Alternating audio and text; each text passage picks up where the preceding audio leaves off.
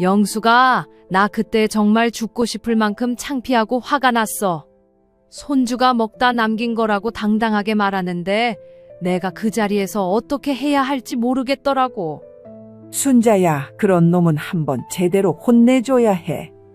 그냥 넘어가면 계속 우습게 볼 거야. 그런데 미경이 생각하면 어떻게 해야 할지 모르겠어. 괜히 부부싸움 시키는 것 같고.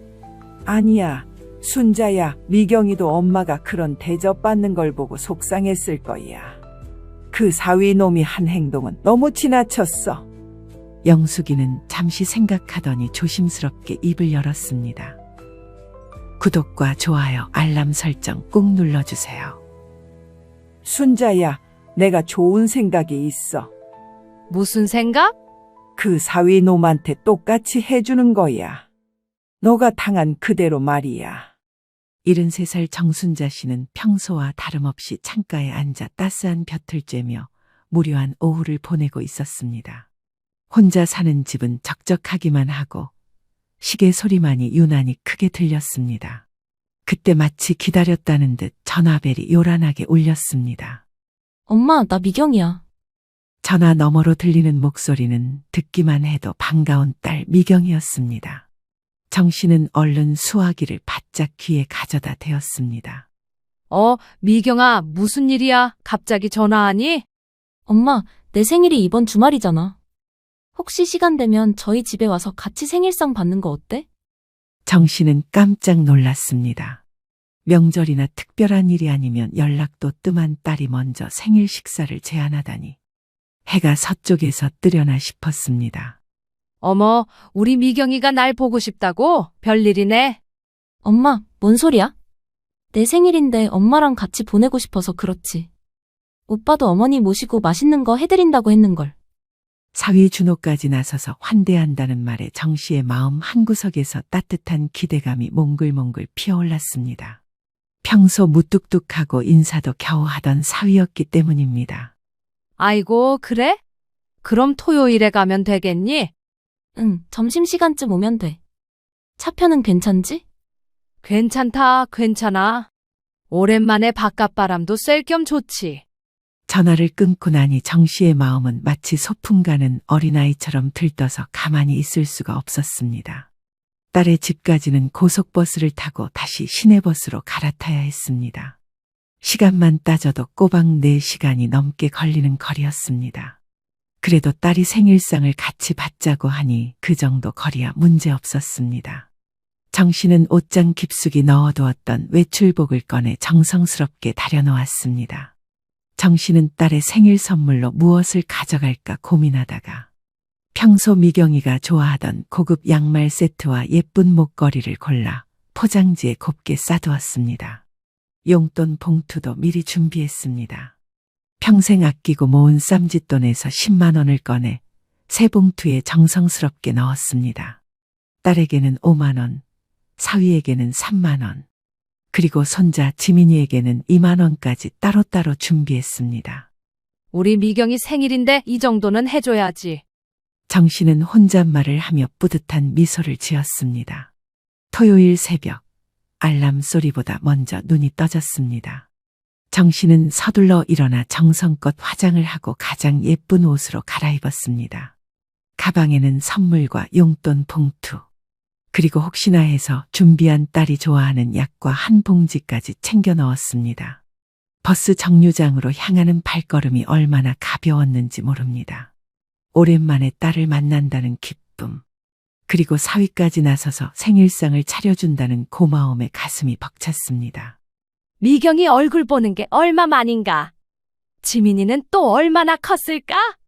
버스 창밖으로 빠르게 스쳐 지나가는 풍경들을 바라보며 정 씨는 온갖 상상에 잠겼습니다. 딸이 어떤 생일상을 준비했을지, 사위가 정말 맛있는 음식을 해줄지, 손자 지민이가 할머니를 보고 얼마나 반가워할지 생각하니 긴 여행길도 전혀 지루하지 않았습니다. 정 씨의 얼굴에는 내내 환한 미소가 떠나지 않았습니다. 정 씨는 오늘만큼은 정말 행복한 하루가 될 것 같았습니다. 딸 미경이가 결혼한 지도 벌써 8년이 지났습니다. 처음 사위 준호를 만났을 때 정 씨는 속으로 우리 미경이가 괜찮은 사람 만났구나 하며 안도했었습니다. 그래서 결혼식을 준비할 때 사위 준호는 나름 신경을 많이 써주었습니다. 정 씨가 경제적으로 여유롭지 못한 상황을 헤아려서 웨딩홀 비용부터 각종 예단까지 거의 대부분을 자기 집에서 부담해 주었습니다. 어머님 걱정하지 마세요. 저희가 알아서 할 테니까요. 엄마, 준호 오빠가 정말 잘해줬어. 엄마도 고맙지? 그때만 해도 정 씨는 사위에 대해 고마운 마음뿐이었습니다. 딸이 좋은 사람 만나서 행복하게 살 수 있을 거라는 기대감에 가득 찼었습니다. 결혼 초기 몇 년 동안은 정말 사이가 나쁘지 않았습니다. 명절이면 사위가 먼저 안부 인사를 드렸고 정 씨의 생일에도 딸과 함께 찾아와 간소하게나마 생일상을 차려주기도 했습니다. 손자 지민이가 태어났을 때는 더욱 그랬습니다. 정 씨가 산후조리를 돕기 위해 미경이 집에 한 달간 머물 때도 준호는 나름 배려해 주었습니다. 어머님 수고 많으세요. 미경이랑 아이 봐주셔서 제가 든든합니다. 아이고, 뭘 내 딸이고 내 손자인데. 그런데 언제부터였을까? 조금씩, 정말 조금씩 사위의 태도가 변하기 시작했습니다. 처음에는 별것 아닌 일들이었습니다. 명절 인사를 할 때 예전만큼 정중하지 않아진다거나 정 씨가 말을 걸어도 대답이 시큰둥해진다거나 하는 작은 변화들이었습니다. 정 씨는 처음엔 그냥 결혼 생활에 익숙해져서 그런가 보다 하며 대수롭지 않게 넘겼습니다. 하지만 시간이 지날수록 준호의 무관심은 더욱 노골적이 되었습니다. 정 씨가 딸 집에 가면 인사만 대충 하고는 자기 방으로 들어가 버리거나 아예 밖으로 나가버리는 일이 잦아졌습니다. 엄마, 오빠가 요즘 회사 일이 많아서 그래. 이해해줘. 딸 미경이는 항상 남편을 감싸며 중간에서 어쩔 줄 몰라 했습니다. 정 씨는 딸이 힘들어하는 모습을 보고 싶지 않았기에 내색하지 않았지만 속으로는 서운함이 쌓여갔습니다. 가장 큰 변화는 지민이가 초등학교에 들어갈 무렵부터였습니다. 사위가 아예 처가 행사에 참석하지 않기 시작한 겁니다. 정 씨의 칠순 잔치 때도 마찬가지였습니다. 엄마, 오빠가 갑자기 회사에서 급한 일이 생겨서 못 온다네. 죄송합니다, 어머님. 정말 어쩔 수 없는 일이 생겨서요. 전화로만 형식적인 사과를 할 뿐 정작 본인은 나타나지 않았습니다. 그날 정 씨는 속으로 얼마나 서운했는지 모릅니다. 다른 집 사위들은 다 와서 어른 모시고 있는데 유독 자기 사위만 없는 게 창피하기까지 했습니다. 그 이후로는 아예 연락도 뜸해졌습니다. 딸 미경이를 통해서만 간접적으로 소식을 전해 들을 뿐 사위와 직접 대화할 일은 거의 없어졌습니다. 정 씨는 가끔 친구 영숙이에게 하소연하곤 했습니다. 영수가 요즘 사위들이 다 그런가 봐. 처음에만 잘하고 나중엔 시큰둥해지고. 글쎄 말이야. 우리 때는 사위가 장인어른 장모님 모시는 걸 당연하게 생각했는데 그래도 딸이 중간에서 힘들어할까봐 정 씨는 별말 하지 않고 지냈습니다. 그저 손자 지민이라도 가끔 보면 그것만으로도 족하다고 스스로를 달랬습니다. 그런데 이번에 딸이 먼저 생일 식사를 제안한 것입니다. 게다가 사위까지 나서서 음식을 해준다고 했으니 그동안의 서운함이 다 해소될 수 있는 기회가 될지도 모른다는 기대감이 생겼습니다. 이런저런 생각을 하니 금방 딸이 사는 아파트 단지에 도착했습니다. 정 씨는 가방끈을 다시 한번 매만지며 현관 비밀번호를 눌렀습니다. 그런데 집안에서 나는 소리가 이상했습니다. 뭔가 부산스럽고 어수선한 기척이 들렸습니다. 현관문을 열고 들어서자 정 씨는 당황했습니다. 신발장에는 가족들 신발이 어지럽게 흩어져 있었고 거실에서는 텔레비전 소리가 요란하게 울려 퍼지고 있었습니다. 미경아, 엄마 왔다. 그런데 대답이 없었습니다. 정 씨가 거실로 들어서니 소파에 사위 준호가 잠옷 차림으로 늘어져 있었습니다. 머리는 떡이 져서 한쪽으로 눌려 있었고 얼굴은 부석부석했습니다. 아, 어머님 오셨어요? 준호는 느릿느릿 일어나면서도 제대로 인사하지 않았습니다. 그냥 손만 살짝 들어 보일 뿐이었습니다. 정씨는 순간 어리둥절했습니다. 분명 점심 먹으러 오라고 해서 왔는데 이 집에는 생일상을 준비한 흔적이라고는 전혀 보이지 않았습니다. 준호야, 미경이는 어디 있니? 아, 미경이요. 방에서 화장하고 있을 거예요. 그때 안방에서 딸 미경이가 허둥지둥 뛰어나왔습니다. 얼굴에는 화장이 반쪽만 되어 있었고 머리도 제대로 빗지 않은 상태였습니다. 엄마 벌써 왔어? 아직 시간이 좀 남았는데. 미경이의 당황한 표정을 보니 정씨도 뭔가 잘못되었다는 걸 직감했습니다. 미경아, 무슨 일이야? 생일상 준비는 안 하고 있고?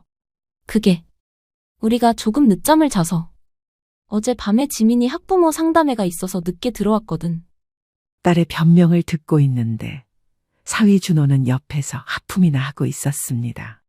심지어 기지개까지 켜는 모습이 정씨의 눈에는 무리하기 짝이 없어 보였습니다. 정씨는 시계를 확인했습니다. 이미 오후 1시가 넘어 있었습니다. 점심시간은 진작 지났는데도 이 집에는 밥상을 차릴 기미조차 보이지 않았습니다. 그럼 지민이는 어디 갔고? 지민이는 친구 집에 놀러 갔어. 저녁에 들어온대. 손주라도 보려고 했는데 그마저도 없다니 정씨는 허탈했습니다. 그런데 더 가관인 것은 사위의 태도였습니다. 어머님, 저는 좀 씻고 올게요. 아직 세수도 못했어요. 미경아, 어머님께 차라도 한 잔 드려. 준호는 대충 말만 던지고는 화장실로 들어가 버렸습니다. 정씨는 기가 막혔습니다. 장모가 먼 길 와서 기다리고 있는데 자기는 씻으러 간다니. 엄마, 시원한 차 줄까? 아니면 음료수라도. 아니다, 괜찮다. 그보다 생일상은 언제 차리려고 하니? 엄마, 사실은 우리가 준비를 제대로 못했어. 오빠가 어제 회사에서 너무 늦게 들어와서 장도 못 봤거든. 딸의 말을 듣고 있자니 정씨의 가슴 한구석에서 불길한 예감이 스멀스멀 올라왔습니다. 설마 이런 상황에서 대충 때우려는 건 아니겠지. 정씨는 불안하기만 했습니다. 화장실에서 나온 준호가 머리를 대충 털면서 말했습니다. 어머님, 집에 있는 걸로 간단하게 해드릴게요. 괜찮으시죠? 간단하게 해준다니. 정씨는 당황스러웠습니다. 딸의 생일상이라며 4시간이나 걸려서 찾아왔는데 집에 있는 걸로 간단하게 한다는 게 무슨 말인지 이해할 수 없었습니다. 엄마, 미안해. 우리가 정말 준비를 못했어. 딸 미경이는 미안한 표정을 지었지만 사위는 전혀 미안해하는 기색이 없었습니다. 오히려 귀찮다는 표정으로 냉장고를 뒤적거리기 시작했습니다. 어머님, 잔치국수라도 끓여드릴까요? 냉장고에 면이 좀 있는 것 같은데. 그래, 그럼 그렇게 하자. 정씨는 마지못해 대답했습니다. 이왕 이렇게 된 거 뭐라도 먹고 가야겠다는 생각이었습니다. 하지만 마음 한구석에서는 서운함이 크게 자리 잡기 시작했습니다. 준호는 냉장고에서 뭔가를 꺼내더니 대충 물을 끓이기 시작했습니다. 하지만 그 모습조차 성의 없어 보였습니다. 마치 빨리 해치우고 싶다는 듯한 표정이었습니다. 정씨는 소파에 앉아서 이 모든 상황을 지켜보며 점점 기분이 상했습니다. 분명 자기들이 먼저 초대해 놓고는 이런 식으로 대접하다니. 이게 과연 딸의 생일을 축하하러 온 장모를 맞는 태도인가 싶었습니다. 엄마, 정말 미안해. 다음에는 제대로 준비해서 모실게. 괜찮다, 괜찮아. 그냥 얼굴이나 보면 되지 뭐. 정씨는 억지로 웃으며 대답했지만 속으로는 이미 실망감이 크게 자리 잡고 있었습니다. 잠시 후 사위 준호가 주방에서 뚝배기 하나를 들고 나왔습니다. 정씨가 기대했던 정성스런 생일상과는 전혀 다른 모습이었습니다. 어머님, 잔치국수 나왔습니다. 준호는 잔치국수를 담은 그릇을 식탁 위에 툭 내려놓았습니다. 그 소리가 유난히 크게 들렸습니다. 정씨는 그 잔치국수를 보는 순간 뭔가 이상하다는 걸 직감했습니다. 국수 위에는 기름이 둥둥 떠다니고 있었고 무엇보다 국물이 미지근했습니다. 김이 모락모락 나는 따뜻한 국수가 아니라 마치 식어버린 것을 다시 데운 듯한 모습이었습니다. 고맙다, 준호야. 정씨는 억지로 웃으며 인사했습니다.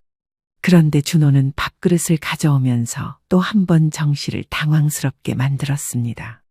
어머님, 밥은 어제 남은 게 있어서 전자레인지에 데웠어요. 공기에 담긴 밥을 보니 가장자리가 딱딱하게 굳어 있었습니다. 한눈에 봐도 오래된 찬밥이었습니다. 정씨는 순간 말문이 막혔습니다. 엄마, 반찬은 뭐 꺼내줄까? 딸 미경이가 냉장고에서 반찬통 몇 개를 꺼내왔는데 그마저도 형편없었습니다. 시들시들한 김치 한 접시와 멸치볶음 조금, 그리고 언제 만들었는지 모를 콩나물 무침이 전부였습니다. 정씨는 젓가락을 들었지만 쉽게 음식에 손이 가지 않았습니다. 4시간이나 걸려서 찾아온 장모에게 이런 식으로 식사를 대접한다는 게 믿어지지 않았습니다. 어머님, 빨리 드세요. 식으면 맛없어요. 준호는 마치 자신이 정성껏 차려준 음식인 양 당당하게 말했습니다. 정씨는 참을 수 없는 기분이 들었지만 일단 국수부터 떠봤습니다. 그런데 젓가락으로 국수를 집는 순간 정씨의 눈이 커졌습니다. 국물 위에 밥알 몇 개가 둥둥 떠다니고 있는 게 누가 봐도 누군가 먹다가 남긴 흔적이었습니다. 이게 뭐냐? 정씨의 목소리가 조금 떨렸습니다. 하지만 준호는 아무렇지도 않게 대답했습니다. 아, 그거요? 어제 지민이가 먹다가 남긴 건데 아까워서 그냥 넣었어요. 정씨는 귀를 의심했습니다. 손자가 먹다 남긴 음식을 그대로 자신에게 내놓다니. 정씨는 사위의 말에 젓가락을 내려놓았습니다. 가슴 속에서 뜨거운 분노가 치솟아 올랐습니다. 하지만 딸 앞에서 큰 소리를 내고 싶지 않았습니다. 미경아, 물 좀 가져다 줄래? 딸이 물을 가져오는 동안 정씨는 마음을 진정시키려 애썼습니다. 하지만 준호의 다음 말은 정씨의 참을성의 한계를 시험했습니다. 어머님, 안 드세요? 맛없어요? 요즘 음식 아까워서 버리기가 그렇잖아요. 저희도 어제 먹었는데 괜찮던데요. 정씨는 준호를 똑바로 쳐다봤습니다. 이 사람이 지금 무슨 말을 하고 있는 건지 정말 이해할 수 없었습니다. 준호야, 이게 장모한테 낼 음식이니? 어머님, 요즘 세상에 뭘 그렇게 까다롭게 생각하세요? 가족끼리 그런 거 따지면서 살면 힘들어요. 정씨는 더 이상 참을 수 없었습니다. 하지만 딸이 중간에서 어쩔 줄 몰라 하는 모습을 보니 말이 나오지 않았습니다. 엄마, 내가 다시 끓여드릴게. 됐다, 됐어. 나는 배가 안 고프다. 정씨는 자리에서 일어났습니다. 한술도 먹지 않은 채로 말입니다. 어머님, 왜 그러세요? 제가 뭘 잘못했나요? 준호는 정말 모르겠다는 듯한 표정을 지었습니다. 그 모습에 정씨는 더욱 화가 났습니다. 아니다, 잘했다, 아주 잘했어. 정씨의 목소리에는 차가운 분노가 담겨 있었습니다. 엄마, 앉아있어. 내가 정말 새로 만들어드릴게. 미경아, 됐다고 했잖니? 나는 이제 갈 거야. 어머님, 벌써 가세요? 좀 더 계시다 가시죠. 준호의 말에는 전혀 아쉬움이 느껴지지 않았습니다. 오히려 빨리 가라는 뜻으로 들렸습니다. 정씨는 가방을 들고 현관으로 향했습니다. 딸이 뒤따라 나왔지만 정씨의 발걸음을 말릴 수 없었습니다. 엄마, 진짜 미안해. 오빠가 원래 그런 게 아닌데. 미경아, 너는 잘못한 게 없다. 내가 그냥 급한 일이 생겨서 가는 거야. 정씨는 딸에게 화풀이하고 싶지 않았습니다. 하지만 마음속으로는 이미 결심을 굳혔습니다. 현관문을 나서면서 정씨는 뒤돌아보지 않았습니다. 대신 속으로 차갑게 중얼거렸습니다. 좋다, 박준호. 너가 나한테 어떻게 했는지 똑똑히 기억해둬라. 언젠가는 똑같이 되돌려줄 테니까. 정씨의 눈빛은 그 어느 때보다 차갑고 결연했습니다. 집으로 돌아오는 4시간 동안 정씨의 마음은 온통 분노로 가득 찼습니다. 버스 창밖 풍경은 하나도 눈에 들어오지 않았습니다. 머릿속에는 오직 준호의 뻔뻔한 얼굴과 그 모욕적인 잔치국수만이 맴돌 뿐이었습니다. 집에 도착하자마자 정씨는 가장 먼저 친구 영숙이에게 전화를 걸었습니다. 속에 쌓인 이야기를 털어놓지 않으면 당장 터져버릴 것 같았습니다. 영수가 나야. 어머, 순자야, 무슨 일이야? 목소리가 왜 그래? 영수가 나 오늘 정말 기가 막힌 일을 당했어. 정 씨는 숨을 고르며 오늘 있었던 일을 차근차근 영숙이에게 털어놓았습니다. 딸의 생일이라며 초대해놓고는 준비 하나 제대로 안 된 것부터 손자가 먹다 남긴 잔치국수를 대접받은 일까지 모든 것을 말했습니다. 뭐라고? 먹다 남은 국수를 너한테 줬다고? 영숙이의 목소리에도 분노가 담겨 있었습니다. 그것도 모자라서 찬밥까지 주면서 가족이니까 괜찮다고 하더라고. 세상에 그런 멍멍이 같은 놈이 어디 있어? 그게 사람이 할 짓이야? 영숙이는 정 씨보다 더 격하게 분노했습니다. 영수가 나 그때 정말 죽고 싶을 만큼 창피하고 화가 났어. 손주가 먹다 남긴 거라고 당당하게 말하는데 내가 그 자리에서 어떻게 해야 할지 모르겠더라고. 순자야, 그런 놈은 한번 제대로 혼내줘야 해. 그냥 넘어가면 계속 우습게 볼 거야.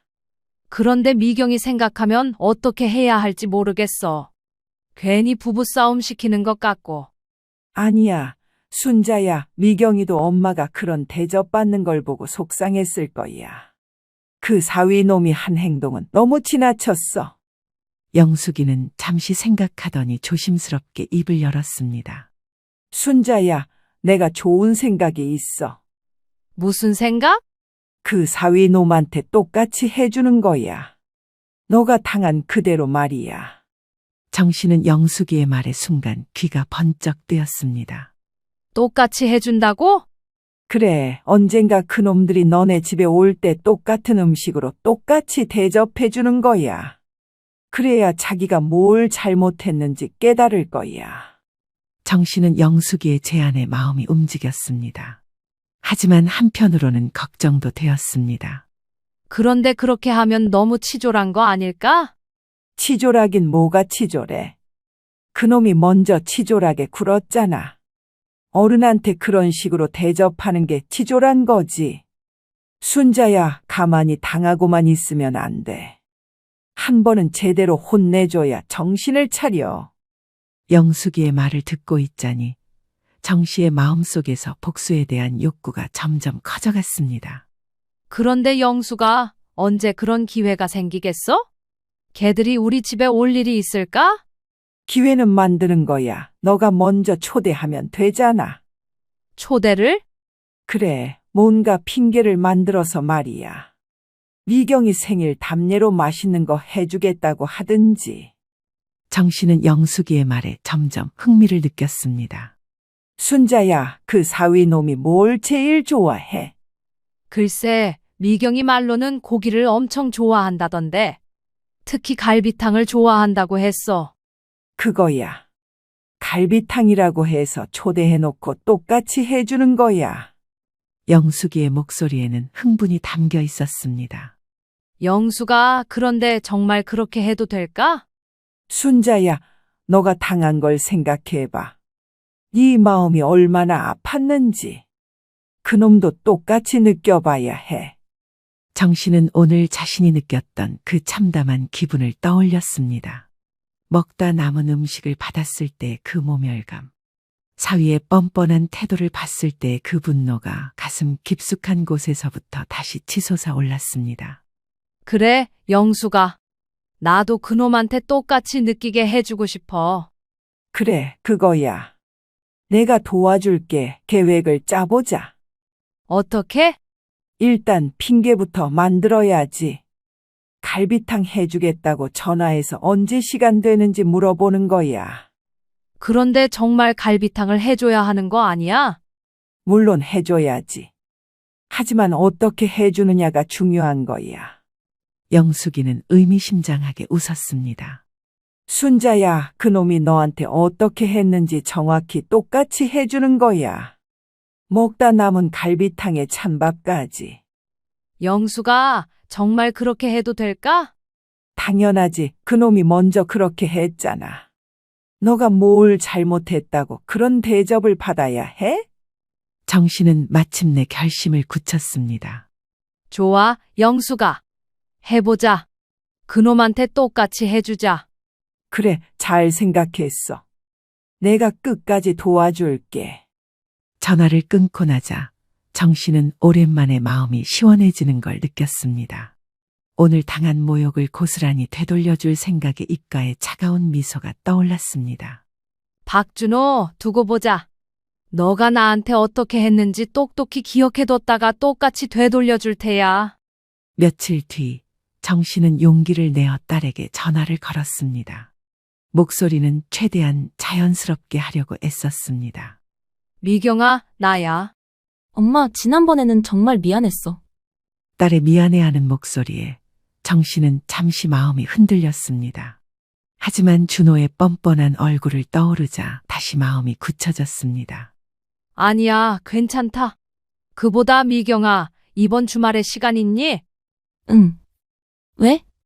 지난번에 제대로 생일상도 못 받았는데 엄마가 갈비탕이라도 끓여줄까 해서. 엄마, 괜찮겠어? 무거운 거 들고 어떻게 오려고? 엄마가 해주는 거면 우리가 가는 게 맞지. 그래, 오너라.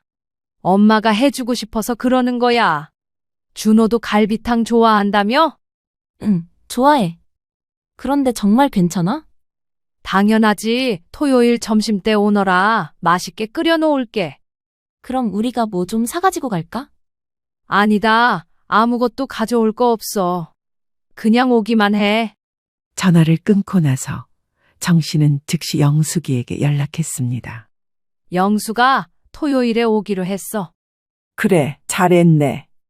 이제 준비해야지. 영수가 그런데 정말 갈비탕을 끓여야 하는 거 맞지? 당연하지. 하지만 어떻게 끓이고 어떻게 내주느냐가 중요한 거야. 영숙이는 정 씨와 함께 치밀한 계획을 세웠습니다. 먼저 정말 맛있는 갈비탕을 끓인 다음 일부러 많이 덜어서 먹어치우는 것이었습니다. 그리고 찬밥도 미리 준비해 두기로 했습니다. 순자야, 그리고 집안도 좀 어수선하게 해놔야 해. 그놈들이 왔을 때 네가 준비 안 된 것처럼 보이게. 어떻게? 설거지도 안 하고 이불도 안 개고 그런 식으로 말이야. 그런데 영수가 내가 그런 걸 잘 알 수 있을까? 괜찮아. 내가 도와줄게. 토요일 아침에 내가 일찍 가서 같이 준비하자. 금요일 밤 정 씨는 갈비탕 재료를 미리 사다 놓았습니다. 좋은 갈비뼈와 무, 양파, 대파까지 모든 걸 제대로 준비했습니다. 토요일 새벽 영숙이가 정신의 집에 도착했습니다. 순자야, 준비됐어? 응, 갈비탕은 새벽부터 끓이기 시작했어. 좋아. 그럼 이제 연기 연습을 해야지. 영숙이는 정 씨에게 어떻게 행동해야 하는지 알려줬습니다. 일부러 늦잠 잔 것처럼 머리를 헝클어뜨리고 집안도 어수선하게 만드는 방법까지 세심하게 지도했습니다. 순자야, 기억해. 그놈이 너한테 어떻게 했는지 똑같이 해주는 거야. 알겠어, 영수가. 정 씨는 거울을 보며 피곤한 표정을 연습했습니다. 하품하는 모습, 귀찮다는 듯한 표정까지 여러 번 반복해서 연습했습니다. 시간이 흘러 오전 11시쯤 되자 정 씨와 영숙이는 본격적으로 준비에 들어갔습니다. 자, 이제 갈비탕에서 고기랑 국물 많이 덜어내자. 정 씨는 맛있게 끓인 갈비탕에서 고기와 국물을 절반 이상 덜어냈습니다. 그리고 며칠 전에 미리 해놓은 찬밥을 냉장고에서 꺼냈습니다. 영수가 이거 정말 해도 되는 거야? 순자야, 그놈이 너한테 뭘 했는지 잊었어? 손자가 먹다 남긴 국수를 줬잖아. 그렇긴 하지만 순자야, 마음 약하게 굴면 안 돼. 그놈이 정신 차리게 하려면 똑같이 당해봐야 해. 영숙이는 정 씨의 마음을 다잡아 주었습니다.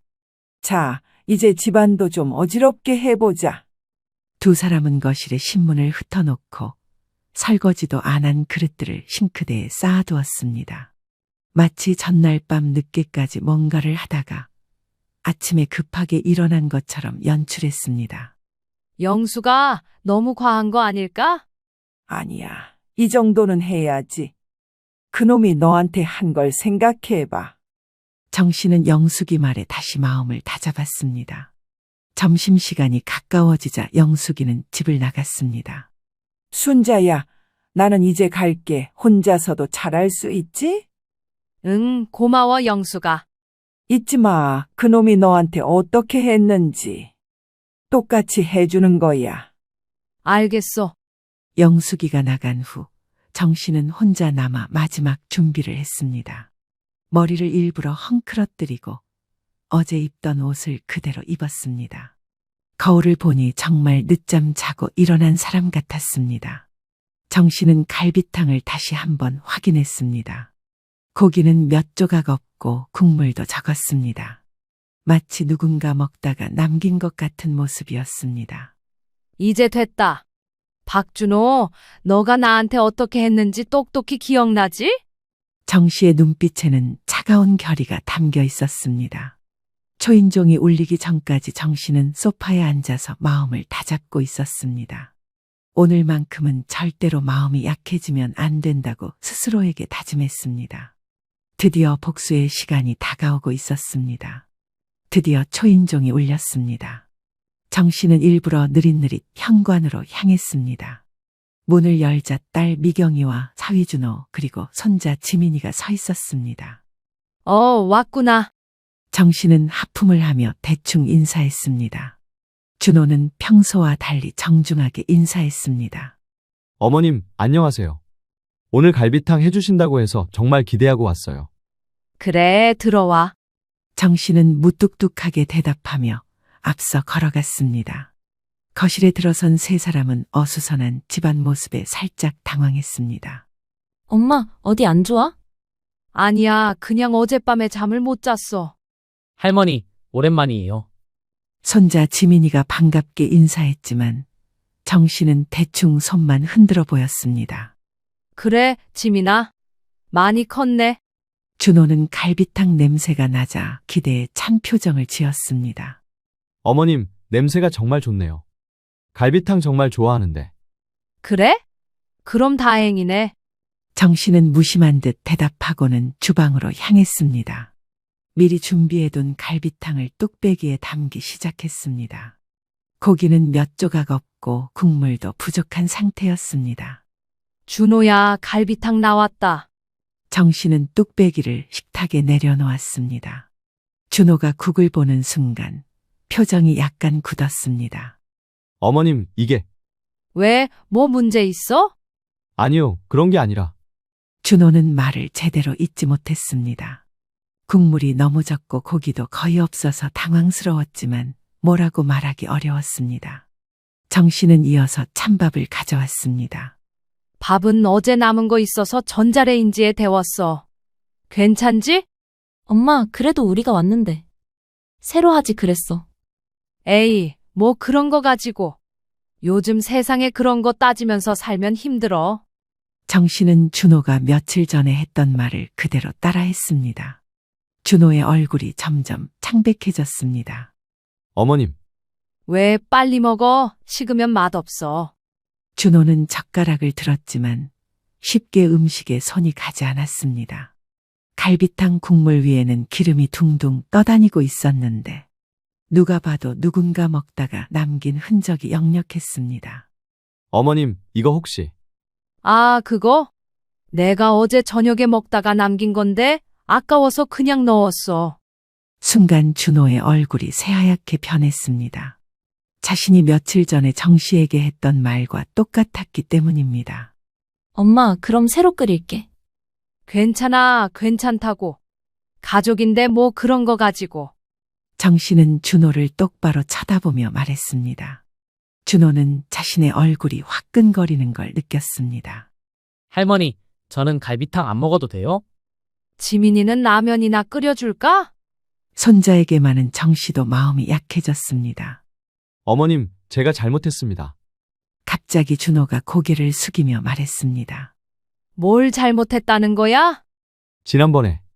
지난번에 제가 어머님께 정말 예의 없게 행동했습니다. 준호의 목소리가 떨렸습니다.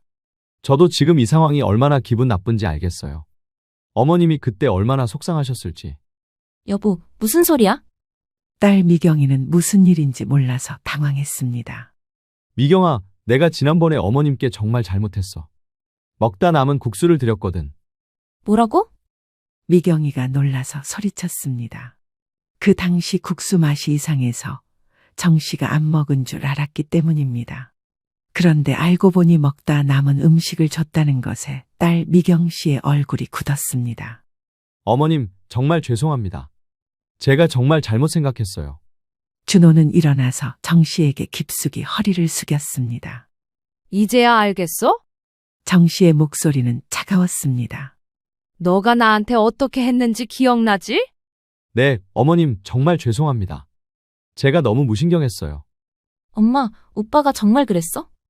그리고 왜 나한테는 말을 안 했어? 너가 중간에서 힘들까봐 그랬지. 딸 미경이도 눈물을 글썽였습니다. 엄마 미안해. 내가 몰랐어. 어머님, 앞으로는 절대 그런 일 없을 거예요. 정말 죄송합니다. 준호는 계속해서 사과했습니다. 준호야, 일어나. 어머님, 나도 이렇게까지 하고 싶지는 않았다. 하지만 너가 그때 내 기분이 어땠는지 조금이라도 알아줬으면 해서. 정 씨의 목소리에도 약간의 감정이 실렸습니다. 사람 사이에는 지켜야 할 예의가 있는 거야. 특히 어른한테는 더 그래야 하고. 네, 어머님, 정말 잘 알겠습니다. 지민아, 할머니가 새로 라면 끓여줄게. 할머니, 저도 갈비탕 먹을게요. 할머니가 해주신 거니까. 손자의 말에 정 씨의 마음이 따뜻해졌습니다. 그래, 우리 지민이. 할머니가 제대로 다시 끓여줄게. 정 씨는 부엌으로 가서 미리 숨겨둔 진짜 갈비탕을 꺼내왔습니다. 고기도 많이 들어있고 국물도 뜨끈뜨끈한 제대로 된 갈비탕이었습니다. 어머님, 정말 감사합니다. 그리고 정말 죄송했습니다. 이날 이후로 준호는 완전히 달라졌습니다. 정 씨에게 극진히 예의를 차렸고 무엇보다 가족을 대하는 태도가 180도 바뀌었습니다. 그날 이후 준호는 정말 완전히 달라진 사람이 되었습니다. 정 씨에게 안부 전화를 자주 드리기 시작했고 명절에는 미경이보다 더 먼저 챙겨드렸습니다. 하지만 진짜 큰 변화는 몇 달 후에 찾아왔습니다. 어느 날 딸 미경이에게서 급한 전화가 왔습니다. 엄마, 큰일 났어. 왜, 무슨 일이야? 오빠가 회사에서 잘렸어. 구조조정에 걸려서. 정 씨는 깜짝 놀랐습니다.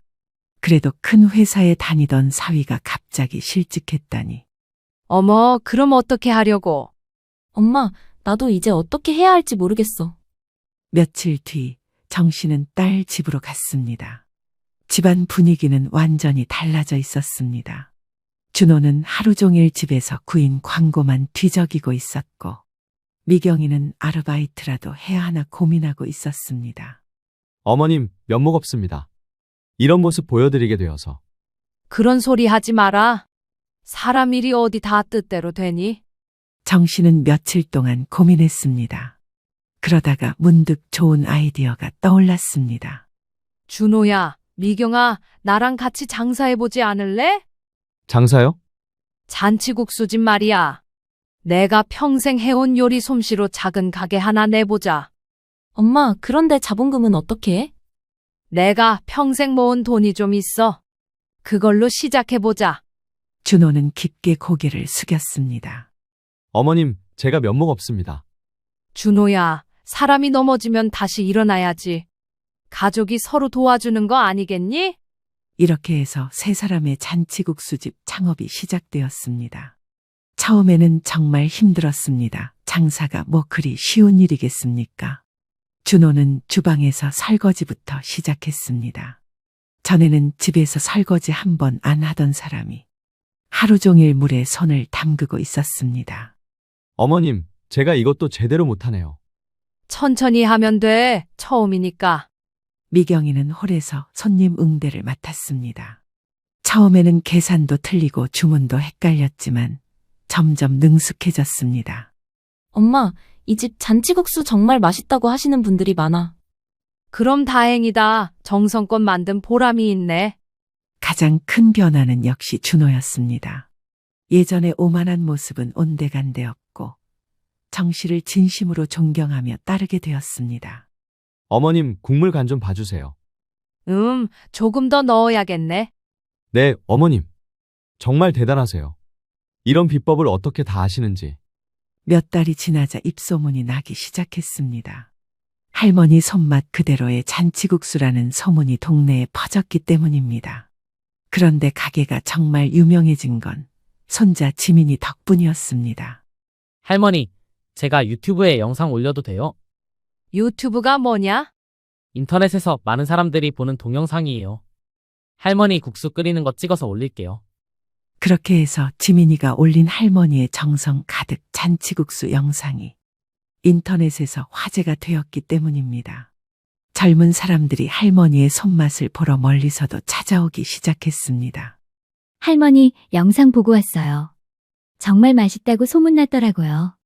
할머니 손맛이 최고예요. 우리 엄마 생각나네요.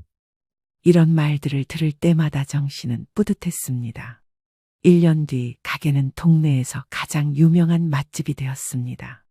줄을 서서 기다리는 손님들을 보며 정 씨는 감회가 새로웠습니다. 어머님, 정말 감사합니다. 어머님 아니었으면 저희 가족이 어떻게 됐을지. 고생 많았다. 준호야, 정말 열심히 하네. 엄마, 요즘 오빠가 완전히 달라졌어. 집에서도 설거지하고 청소도 해. 그래? 그럼 다행이다. 어머님, 제가 그때 정말 잘못 생각했어요. 어머님이 얼마나 대단한 분인지 몰랐어요. 뭘 대단해. 그냥 평생 가족 밥이나 챙겨준 사람인데. 아니에요. 어머님, 진짜 대단하세요. 이런 음식 솜씨도 솜씨지만 저희 가족을 이렇게 하나로 만들어주시고. 어느 저녁 가게 일을 마치고 세 사람이 함께 앉아 잔치국수를 먹었습니다. 할머니, 이제 우리 가게 정말 유명해졌어요. 인터넷에 후기도 엄청 많이 올라와요. 그래, 우리 지민이 덕분이네. 어머님, 진짜 꿈만 같아요. 제가 실직했을 때는 앞이 캄캄했는데. 엄마가 계셔서 우리 가족이 이렇게 된 거야. 너희들이 열심히 해서 그런 거지? 뭘? 정 씨는 가족들을 바라보며 마음이 따뜻해졌습니다. 몇 년 전만 해도 상상도 할 수 없었던 일이었습니다. 어머님, 앞으로는 정말 잘하겠습니다. 평생 어머님께 효도하면서 살겠어요. 그런 소리 하지 마라. 우리 그냥 이렇게 가족답게 살면 되는 거야. 그렇게 정신의 가족은 작은 잔치국수집을 통해 진정한 가족이 되었습니다. 때로는 서로 부딪히고 상처 주기도 하지만 결국 가족이라는 끈끈한 사랑으로 모든 것을 이겨내는 법이라는 걸 깨달았습니다. 지금도 정씨는 매일 새벽같이 일어나 정성껏 국물을 끓입니다. 가족들과 함께하는 하루하루가 그 무엇보다 소중하고 행복하기 때문입니다. 엄마, 그만해. 오늘은 좋은 날이잖아. 좋은 날? 좋은 날을 이렇게 만든 건 너희잖아. 네 아버지 환갑 때는 왜 식사 한번 못했니? 그때는 부담스럽다더니 오늘은 호텔의 드레스에 사회자까지 불러놓고 그 돈은 우리 보고 어떻게 하라는 거니? 어머님, 그래도 손주 첫 돌잔치인데. 서운해서 그랬어요. 안녕하세요. 저는 환갑이 된 남편을 둔 평범한 주부 60살 강혜정입니다.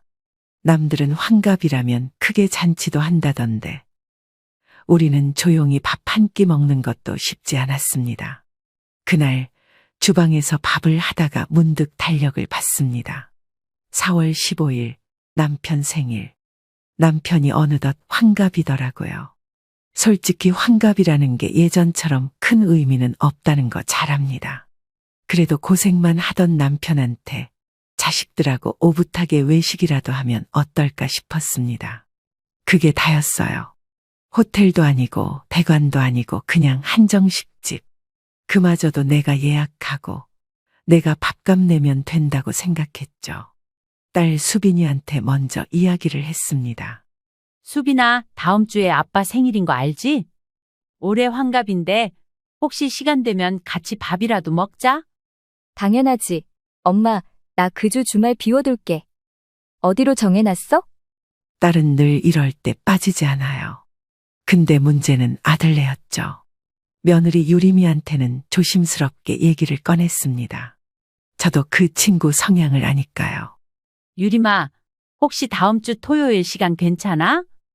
시아버지 생신이라 간단히 점심 먹을까 해서. 그쪽에서 한참 말이 없다가 딱 잘라서 말하더군요. 어머님, 아버님 생신이 환갑이시긴 하지만 요즘 그런 거 다들 조용히 넘기세요. 저희 둘 다 요즘 너무 힘들기도 하고요. 그 말이 무슨 뜻인지 바로 알겠더라고요. 식사 자리도 어렵다는 거겠죠. 솔직히 밥 한 끼 먹는 게 뭐가 그렇게 부담스러운 일인지 모르겠습니다. 돈 달라고 한 것도 아니고 어디 특별한 곳 데려가자는 것도 아니었어요. 그냥 다 같이 모여서 밥 먹자는 건데.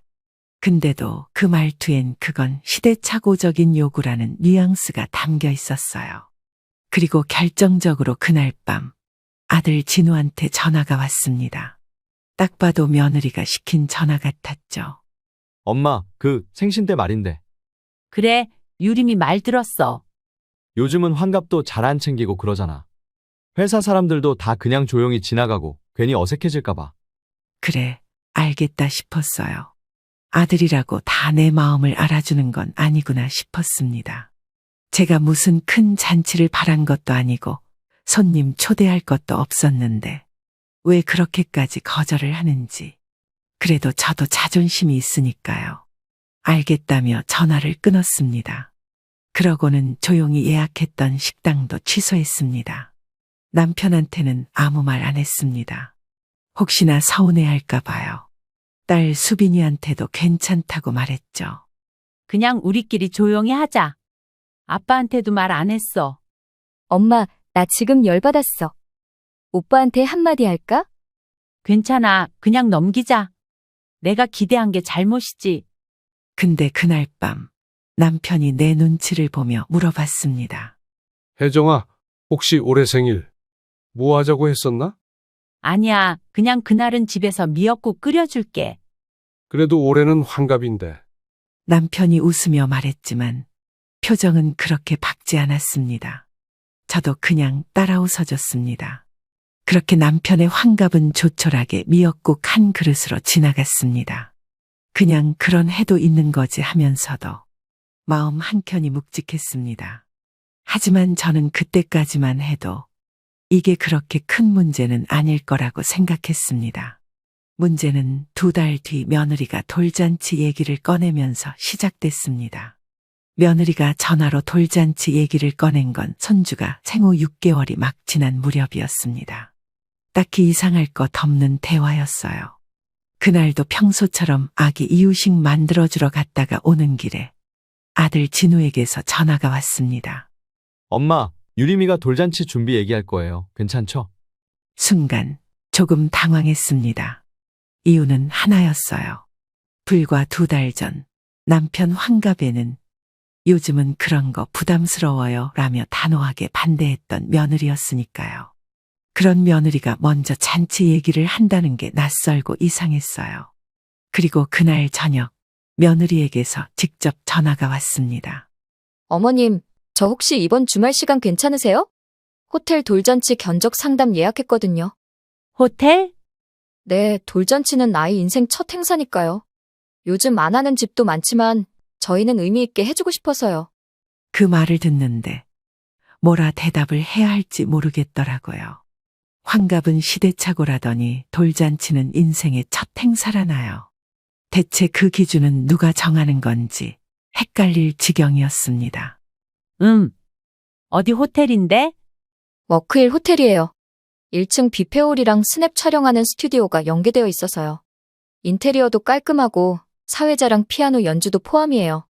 말이 끝나자마자 입이 떡 벌어졌습니다. 예식장이 따로 없더라고요. 그게 돌잔치인지 결혼식인지 분간이 안 될 정도였습니다. 그런데 유리미는 이미 다 계획해 놓은 듯 말했습니다. 식사는 인당 15만 원이고 최소 보증 인원이 50명이래요. 예정보다 많을 수도 있긴 한데 초대할 사람들은 이미 리스트업 해놨어요. 저는 말을 잇지 못했습니다. 50명, 1인당 15만 원, 단순 계산만 해도 750만 원입니다. 거기에 사회자, 스냅, 돌상, 의상 비용까지 따지면 최소 1,000만 원은 될 것 같았어요. 딸 수빈에게 조심스럽게 그 얘기를 꺼냈습니다. 수빈아, 너 올케가 돌잔치를 호텔에서 한다고 하더라. 인원도 10명 이상 잡았다는데? 헐, 엄마, 뭐라고? 환갑된 조용히 넘어가자며? 이건 아니지 않나? 수빈이 말이 끝나기도 전에 소리가 커졌습니다. 이해가 됐어요. 솔직히 나도 그 말이 제일 먼저 떠올랐거든요. 부모 환갑엔 그렇게 굳이 거절하더니. 그리고 며칠 뒤 아들과 유림이가 직접 와서 돌잔치 준비 얘기를 본격적으로 꺼냈습니다. 엄마, 첫 돌은 한 번뿐이니까 잘해주고 싶어. 요즘에는 가족끼리 하는 집도 있지만 우리는 그래도 돌잡이도 하고 사진도 찍고. 아기 키우는 거 힘들었잖아요. 축하받고 싶은 것도 솔직한 제 마음이에요. 그렇게 말하니까 또 틀린 말은 아니었습니다. 그동안 고생한 것도 사실이고요. 아이 낳을 때도 힘들었고 산후조리도 제대로 못했다 했으니까요. 근데요, 문제는 그 태도였습니다. 누구 하나 어머님, 이런 식이면 괜찮으실까요? 하고 물은 사람이 없었습니다. 전혀 상의가 아니었어요. 그냥 통보였죠. 남편도 옆에서 듣고 있다가 고개를 갸웃하더군요.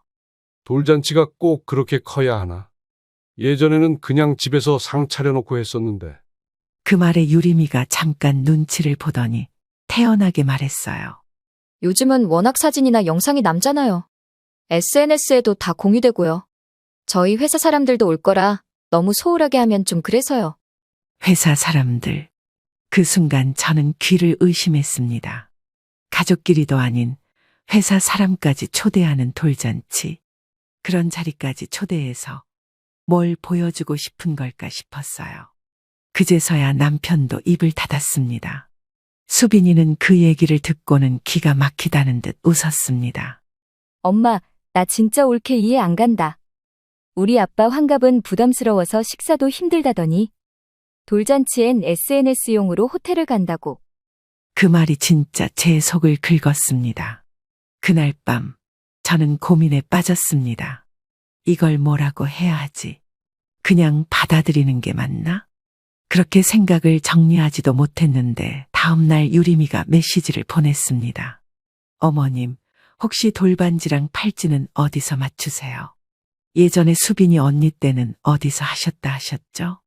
아, 그때 알았어요. 이건 준비가 아니라 요구구나. 그때부터 저는 한 걸음 물러서기 시작했습니다.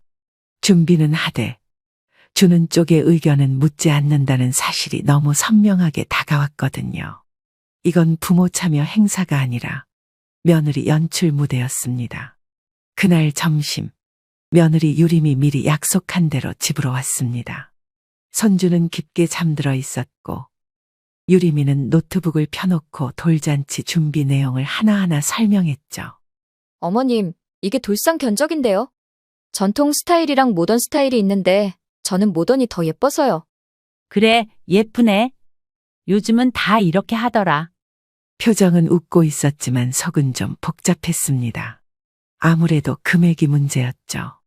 그 돌상 하나가 기본 130만 원이 넘었고 피아노 연주 포함 사회자까지 포함하면 부르는 게 값이었습니다. 그리고 대화 도중 유리미는 아주 자연스럽게 말을 흘렸습니다. 근데 어머님, 저번에 아가씨네 돌 때 반지 해주셨다 했죠? 저희도 순금 반지랑 팔찌는 기본으로 하려는데. 그 말투가 참 이상했습니다. 해달라는 말은 안 하면서도 안 해주면 이상한 사람이 되는 느낌이랄까요. 저는 가만히 웃기만 했습니다. 그리고 며느리가 돌아간 뒤 남편에게 그 얘기를 꺼냈습니다.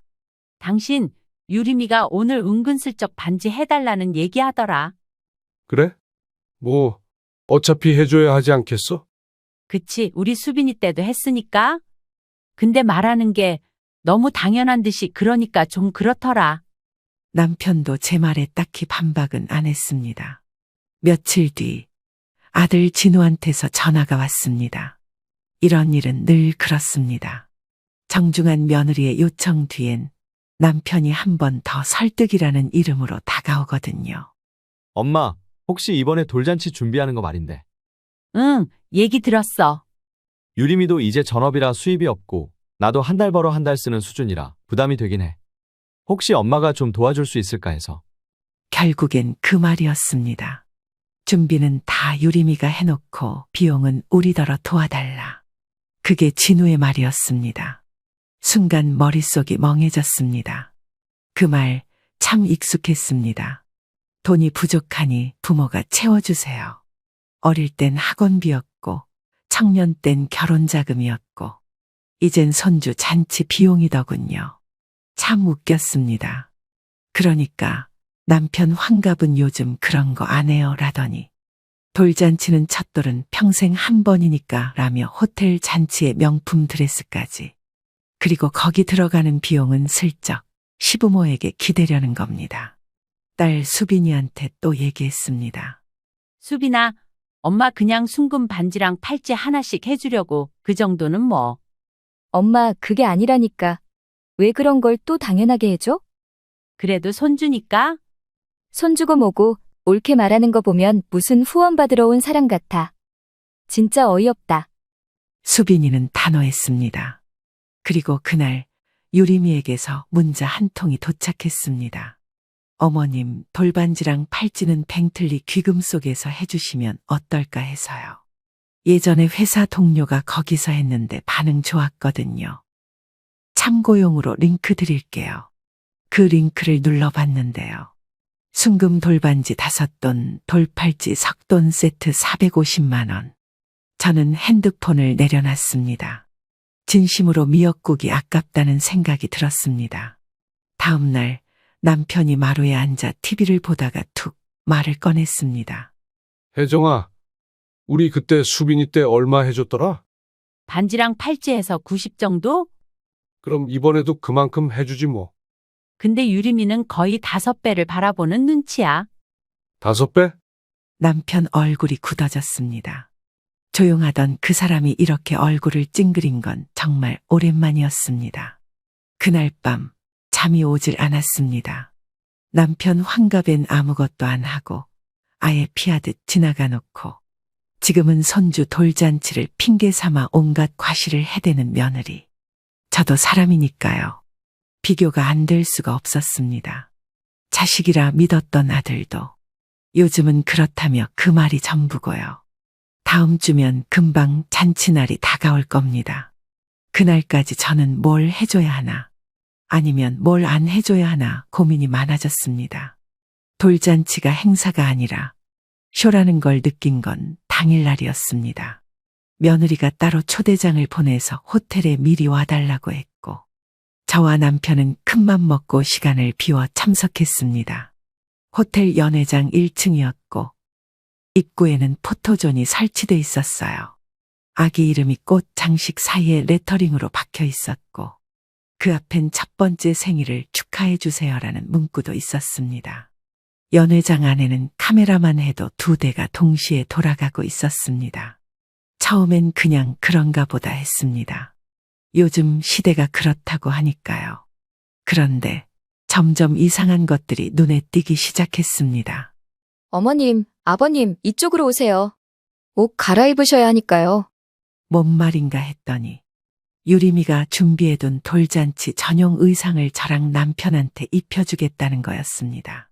한복 느낌의 옷이었는데 솔직히 말해 옷감도 그다지 고급스럽진 않았습니다.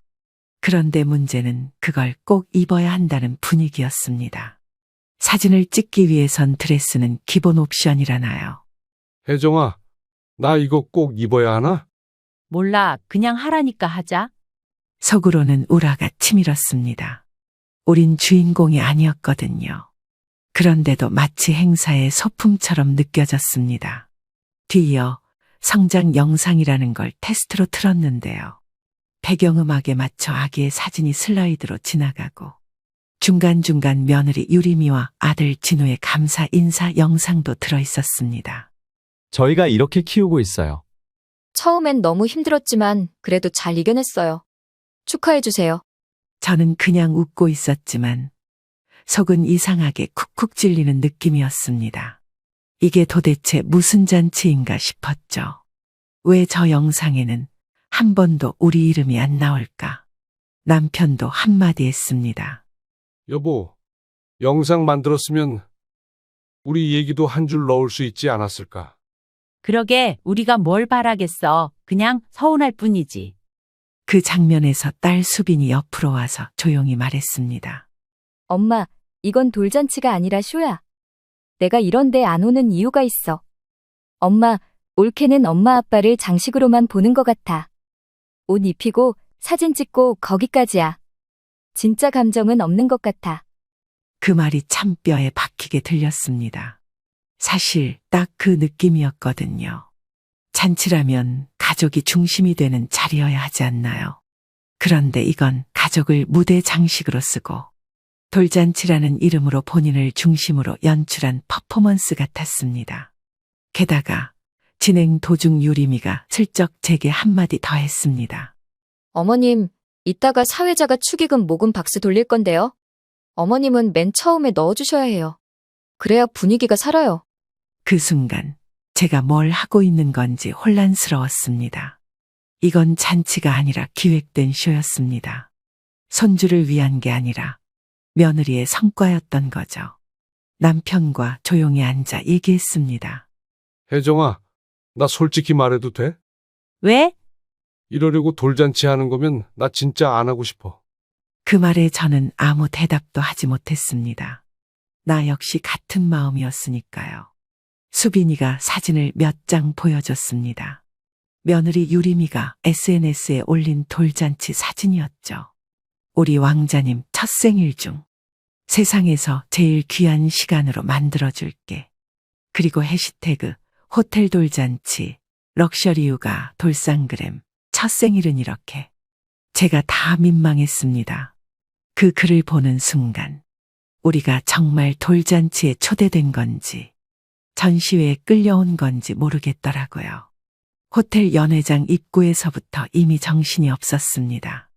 사회자가 문 앞에서 대기하고 있었고 입장하는 손님들 하나하나에게 밝은 목소리로 인사하더라고요.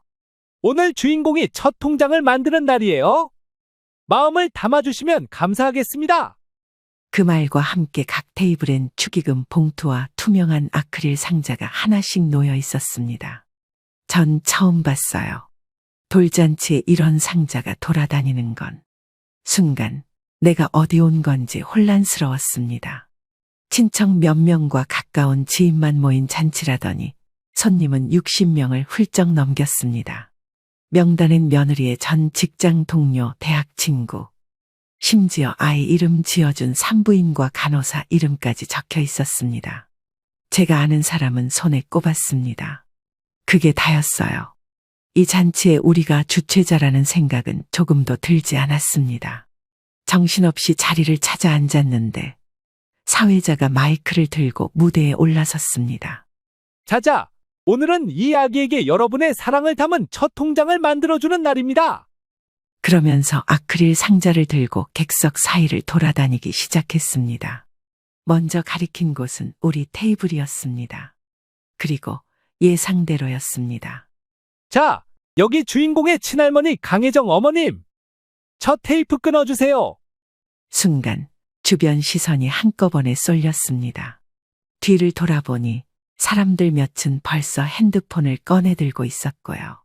내가 뭘 해야 할지 몰라 당황하고 있는데 사회자가 옆에서 말을 붙였습니다. 에이, 5만 원은 좀 그렇고요. 우리 첫 통장은 기분 좋게 시작해 볼게요. 순간 머리가 띵했습니다. 대놓고 5만 원은 안 된다는 얘기를 공개적으로 하는 사람이 있다니. 내 손이 주머니 속에서 잠시 멈췄습니다. 그래도 체면상 그냥 넘어갈 순 없었어요. 지갑에서 5만 원짜리 2장을 꺼내 조심스레 상자에 넣었습니다. 그랬더니 사회자가 다시 말을 붙였습니다. 오, 역시 친할머니는 통 크시네요. 근데 저쪽 테이블에 모르는 아저씨도 10만 원 넣으셨어요. 그 말의 순간 주변이 웅성거리기 시작했습니다. 딸 수빈이도 어이없다는 표정으로 절 쳐다보더군요. 그때는 그냥 이런 자리구나 하고 넘기려 했어요. 하지만 제 속은 이미 들끓고 있었습니다. 아들 진우는 옆에서 멋쩍은 웃음만 지었습니다. 도움은커녕 상황을 방관하는 그 모습이 더 원망스러웠어요. 엄마, 형식적인 거야. 그냥 이벤트 같은 거니까 너무 신경 쓰지 마. 그 형식적인 거에 내가 돈 내는 거잖아? 제 말에 진우는 아무 대답도 못했습니다. 딸 수비는 결국 못 참고 한마디를 뱉더군요. 이런 자리에 엄마 데려온 게 자랑이야? 그 뒤로는 제가 아무 말도 하지 않았습니다. 그리고 연회장 한쪽 구석에서 사회자의 퍼포먼스를 보고만 있는 사람들의 표정을 보며 깨달았습니다. 아무도 즐겁지 않았어요. 다들 얼른 끝났으면 하는 눈빛이었습니다. 식사가 나오기 전까지 그 분위기는 그대로 흘렀습니다. 그런데도 며느리는 밝은 얼굴로 돌아다녔습니다. 사진 찍고 아이 안고 친구들과 웃고 그 안에서 저희 부부는 철저히 조연이었습니다. 아니, 그냥 객석이었어요. 그걸 느끼는 순간 속에서 무언가 끓어오르기 시작했습니다. 잔치를 열어준 것도 아니고 그저 초대받은 사람일 뿐인데 왜 이리 수치스럽고 민망해야 하는지. 그날 저녁 집에 돌아오면서 남편이 조용히 말했습니다. 혜정아, 당신도 느꼈지? 응. 내가 무슨 잘못을 했다고 이런 대접을 받아야 하나 싶더라. 그 한마디에 저는 입술을 깨물었습니다.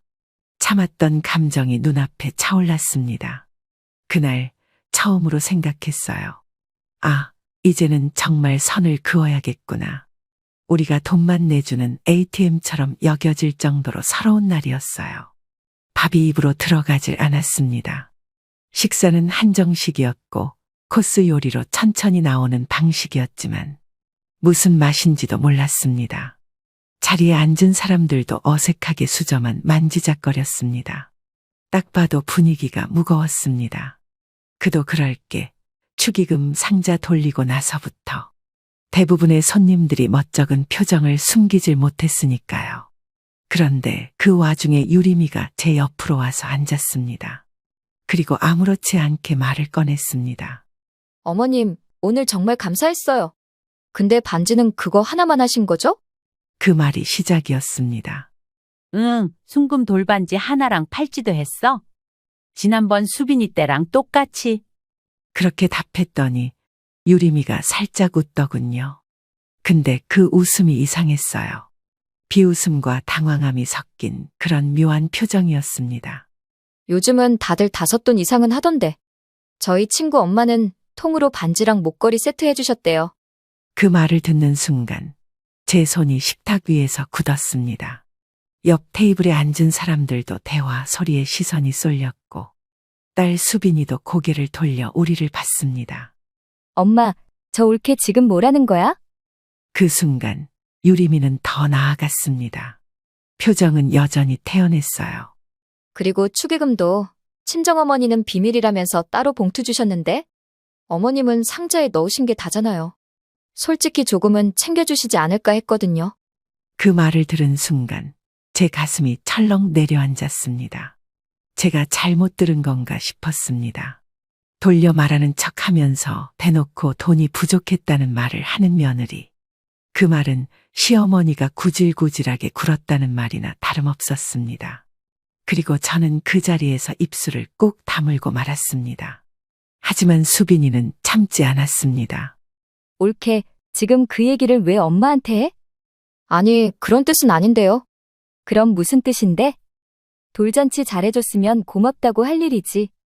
축의금이 작네, 반지가 가볍네, 그걸 어떻게 엄마 앞에서 입에 올려? 순간 주변이 조용해졌습니다. 사람들의 젓가락 소리도 멈췄고 시선이 모두 우리 테이블로 쏠렸습니다. 유리미는 당황했는지 변명처럼 손사래를 쳤습니다.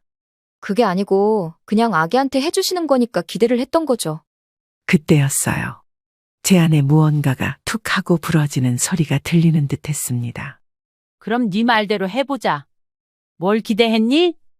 200, 300, 돌반지 2쌍에 현금 400?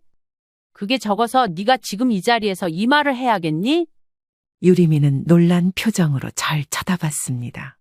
진우는 물이라도 마시던 컵을 급하게 내려놓더군요. 엄마 그만해. 오늘은 좋은 날이잖아. 그 말에 저는 고개를 돌렸습니다. 좋은 날? 좋은 날을 이렇게 만든 건 너희잖아. 네 아버지 환갑 때는 왜 식사 한번 못했니? 그때는 부담스럽다더니 오늘은 호텔의 드레스에 사회자까지 불러놓고 그 돈은 우리 보고 어떻게 하라는 거니? 진우는 아무 말도 못하고 고개를 숙였습니다. 유림이만 애써 웃으며 말했습니다. 어머님, 그래도 손주 첫 돌잔치인데. 서운해서 그랬어요. 그 말이 결정적이었습니다. 서운? 너는 네 마음 서운한 건 말로 다 푸는데 나는 내 속이 까맣게 타들어가도 가만히 있어야 하니? 네 시아버지 환갑도 그냥 넘어갔고 가족끼리 모여서 식사도 못했어. 너 힘들다니까 다 물렸지? 근데 네가 그렇게 원하던 잔치날 내가 뭐가 부족해서 이 자리에 앉아야 하니? 딸 수비는 제 어깨를 감싸며 말했습니다. 엄마, 그냥 가자. 더 앉아 있어봤자 말만 상처될 뿐이야. 그 순간 저도 알았습니다. 이제 더 이상은 물러서면 안 된다는 걸요. 그 한자리에 앉아 있었던 사람들 모두가 조용히 저희를 지켜봤고 그 안에서 저는 처음으로 큰 결심을 했습니다. 그날에 내가 무슨 말을 했는지 사실 지금도 정확히 기억은 안 납니다. 한마디 한마디가 가슴 밑바닥에서 올라왔고 누군가 말리는 것도 들리지 않을 정도로 모든 게 차가워졌습니다. 유리미는 의외로 놀란 기색이 역력했습니다. 그러면서도 끝까지 태도를 고치진 않더군요. 어머님, 저는 그냥 손주 첫 돌잔치니까 기대했던 거고요. 다른 집들은 다 그렇게 한다잖아요. 어머니 왜 그러시는 거예요? 그 말에 저는 정말 웃음이 나왔습니다. 서글퍼서요. 이 사람은 끝까지 본심을 몰라주는구나 싶었습니다. 기대? 어느 정도껏 해야지? 마음에 안 들면 도로 가져가마. 저는 자리에서 벌떡 일어나 돌잔치 선물 진열대 쪽으로 갔습니다. 거기에 놓여있던 금반지 상자 2개, 팔찌 상자 하나. 전부 제 손으로 다시 들었습니다. 엄마. 가만히 있어, 수빈아. 유리미의 얼굴이 점점 하얘졌습니다. 그리고 그 옆에 놓인 하얀 가방을 집어들었습니다. 아마 봉투 모아놓은 가방이었을 겁니다. 그 안을 뒤적이다가 제 지갑에서 꺼낸 축의금 봉투를 발견했고 그대로 제 손가방에 넣었습니다. 이것도 가져갈게. 돈이 적다고 했지? 그래, 그럴 거면 아예 안 주는 게 낫지. 그때 남편이 조용히 자리에서 일어나 제게 말했습니다. 혜정아, 가자. 남편도 이미 마음이 정리된 얼굴이었습니다. 가방을 다시 어깨에 걸고 돌아서려는 찰나 유리미가 저를 붙들며 말했습니다. 어머님, 이러고 가시면 어떡해요? 사람들도 다 보고 있는데요? 그러니까 왜 여기서 그 말을 했니? 네가 시작했잖아. 그 순간 연 회장 안은 기묘할 정도로 조용해졌습니다. 진우는 중간에서 당황한 얼굴로 머뭇거렸습니다. 엄마, 제발 진정 좀 해. 오늘은 진원이 돌이야. 그래, 걔 돌잔치니까 끝까지 너희가 책임져. 우린 이제 안 끼기로 했으니까. 그 말과 함께 발걸음을 옮겼습니다. 정확히 말하자면 도망치듯이 나왔습니다. 사람들의 시선이 어깨 위에서 느껴졌습니다. 하지만 아무 말도 들리지 않았습니다. 호텔 복도를 지나 엘리베이터를 탔습니다. 닫히는 문 사이로 유리미와 진우가 서 있는 모습이 보였고 마지막으로 유림의 말이 들려왔습니다. 어머님, 정말 너무하세요. 저는 대답하지 않았습니다. 남편도 말이 없었습니다. 하지만 서로의 눈을 보고 알 수 있었어요. 이제 끝이구나. 호텔 정문 밖으로 나와 찬 공기를 마셨습니다. 한숨을 내쉬는데 그게 한 맺힌 울음처럼 들렸습니다. 남편이 제 어깨에 살짝 손을 얹었습니다. 열받지 마. 당신 말이 다 맞았어. 이거 팔면 우리 둘이 한 10번은 맛있는 거 먹겠다. 아니, 20번도 먹지. 우린 그렇게 웃었습니다. 오랜만에 마음이 후련했습니다. 그날 밤 집에 돌아오자마자 진우에게서 전화가 왔습니다. 받지 않았습니다. 수십 통의 부재 중 통화와 문자. 그중 하나는 수빈이의 메시지였습니다. 엄마, 완전 통쾌했어. 잘했어. 진짜 잘했어. 그 한 줄에 가슴이 뻥 뚫리는 것 같았습니다. 내 편이 있다는 것, 그거 하나면 충분했습니다. 이제는 자식에게 바라는 게 없습니다. 정말 그만 내려놓고 살아야겠다는 생각이 들었습니다.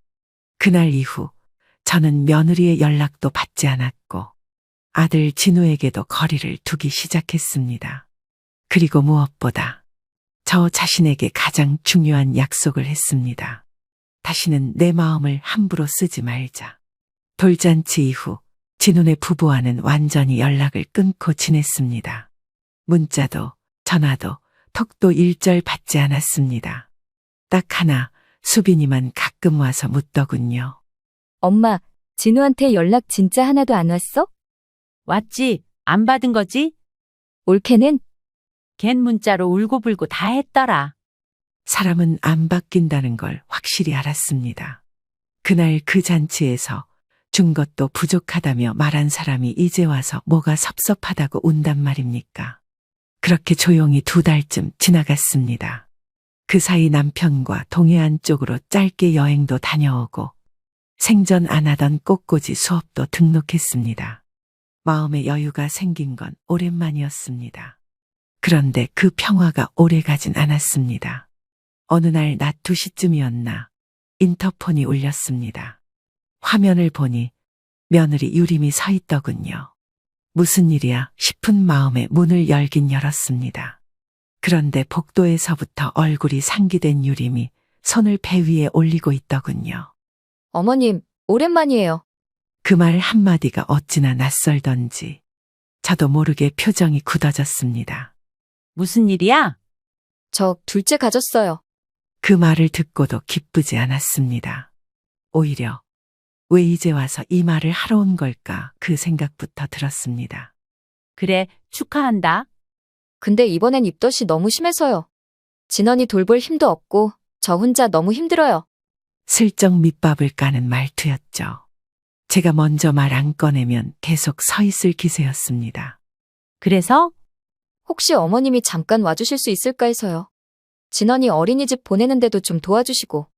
그 순간 웃음이 나올 뻔했습니다. 얘는 그날을 기억 못하는 걸까? 아니면 기억은 나는데 무시하는 걸까? 유림아, 나 이제 그런 거 안 해. 유림이 눈이 커졌습니다. 어머님, 그날은 제가 너무 예민해서 그랬던 거고요. 진심은 아니었어요. 진심이든 아니든 나는 그 말 들은 순간부터 너한텐 마음 접었어. 너희는 우리한테 뭐든 기대는 데는 익숙한데 내가 기대고 싶을 땐 아무도 없었어. 유림이는 입술을 깨물었습니다. 어머님, 친손주인데 그래도 얼굴은 보셔야 하지 않나요? 그 말 그날도 했지? 친손주라서 더 해줘야 한다고. 근데 유림아, 친손주면 뭐해? 사람 대접 못 받는데. 그 말에 유림이의 눈가가 붉어졌습니다. 하지만 전 아무 감정도 없었습니다.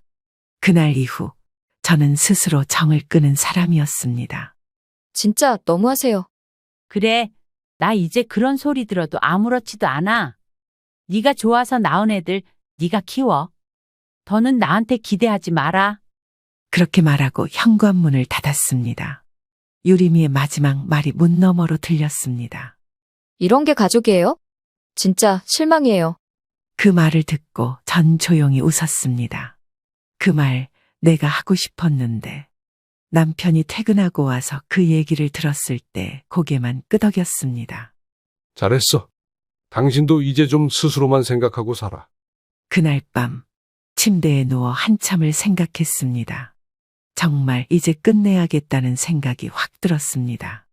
그 아이가 태어나든 말든 이제는 제가 신경 쓸 일이 아니었습니다. 둘째가 태어났다는 소식은 진우가 아닌 수빈이를 통해 들었습니다. 어쩌면 다행이었는지도 모릅니다. 저는 그 순간에도 기쁘지도 슬프지도 않았습니다. 그냥 그랬어요. 아, 하나 더 낳았구나. 그게 전부였습니다. 남편도 조용히 신문을 넘기며 말하더군요. 애 낳았대? 응, 그럼 병원엔 안 가는 거지? 안 가. 갈 이유도 마음도 없어. 그 대화가 전부였습니다. 둘째 손주 얼굴도 안 봤고 산후조리원에도 가지 않았습니다. 누구도 우리를 초대하지 않았고 우리는 그걸 고맙게 생각했습니다. 이제 우리는 자식에게 어떤 기대도 하지 않습니다. 기대를 접으니 섭섭함도 줄었습니다. 무슨 날이건 연락이 없어도 생각이 없는 게 아니라 마음을 끄는 거죠. 그리고 정말 신기하게도 마음이 편해졌습니다. 어느 날은 수빈이가 와서 말하더군요. 엄마, 오빠가 그러는데 너무 서운하대. 둘째 낳았는데도 안 찾아와서. 서운? 걔가 그 말을 입에 올려? 그러게 말이야. 먼저 찾아오지는 못할 망정. 서운하다는 말이나 하고 걔는 아직도 멀었어. 우리는 이제 우리끼리 잘 살란다. 그 말에 수빈이는 조용히 제 손을 잡았습니다. 그래.